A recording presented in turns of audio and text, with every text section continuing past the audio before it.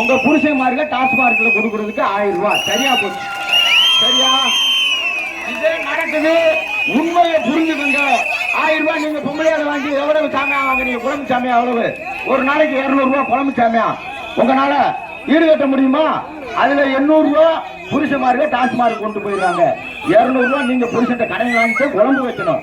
நீங்க சம்பாதிக்கணும். அதுக்கு என்ன செய்யணும்? தளபதி வரணும். 2026 4ஆம் தேதி ஓட்டு எண்ணிக்கை தளபதி வந்தா மட்டும்தான் உங்க தளபதி மாறும். இதை இளைஞர்களும் பெரியவர்களும் தாய்மார்களும் கண்டிப்பா தெரிஞ்சுக்கணும். 100 ரூபாய் கொடுத்து கூட்டம் கொடுத்துருக்கான். இப்ப யாருக்காச்சும் 100 ரூபாய் கொடுத்துருக்காங்க கிடையாது. தளபதியோட பாசம். தளபதி வந்தா தமிழ்நாடு மாறும். தமிழ்நாடு ஆட்சி மாறும். தீவிர ஆட்சி வரணும்.